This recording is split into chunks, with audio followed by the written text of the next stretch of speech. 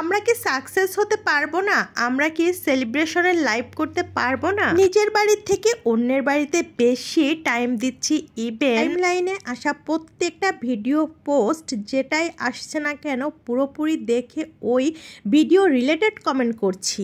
এরকম অনেক অনেক আপু ভাইয়ারা আছে যাদের মনের এই ধরনের কথা প্রতিনিয়ত প্রশ্নে ঘুরপাক খায়। হয়তোবা তারা কারো কাছে প্রকাশ করতে পারে, কারো কাছে প্রকাশ করতে পারে না, অনেক বেশি আপসেট হয়ে যাচ্ছে কারণ তারা অনেক অনেক অন্যের বাড়িতে টাইম স্পেন্ড করছে নিজের বাড়ির থেকেও। সেই সব আপু ভাইদের উদ্দেশ্যে বলছি, আপনার ভিডিও আপনার পেজের ক্যাটাগরি ঠিক রেখে আপনি কাজ করছেন তো, মানে ক্যাটাগরি অনুযায়ী আপনি ভিডিও আপলোড করছেন তো।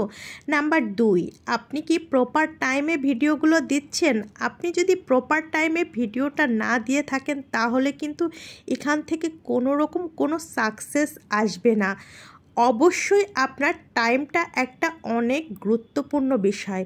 নাম্বার 3, আপনার কিন্তু যখন ভিডিওটা আপলোড করবেন তখন ওই ভিডিও রিলেটেড হ্যাশট্যাগ ইউজ করতে হবে।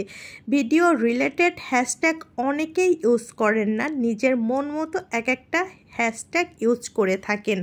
তারপর আরেকটা বিষয় হলো আপনারা মেনশন করার ক্ষেত্রে কিছু কিছু ওয়ার্ড মেনশনের ক্ষেত্রে সপ্তাহে 3 দিন করা যাবে, হয়তোবা পুরো সপ্তাহ করা যাবে। আপনারা কি করেন, আপনারা ওটা খেয়াল না করে মেনশন হচ্ছে কি না শুধু আপনারা ওটা মেনশন করতে পারলেই হয়। দেখেন মেনশন হয় কি না হয় সেদিকে কিন্তু একেবারেই খেয়াল করেন না। এরকম আমি অনেকের পেজে যখন কমেন্ট করতে গেছি তখন দেখে মেনশন করার পরে ওই ওয়ার্ডটা কিন্তু নীল হয়ে যায়।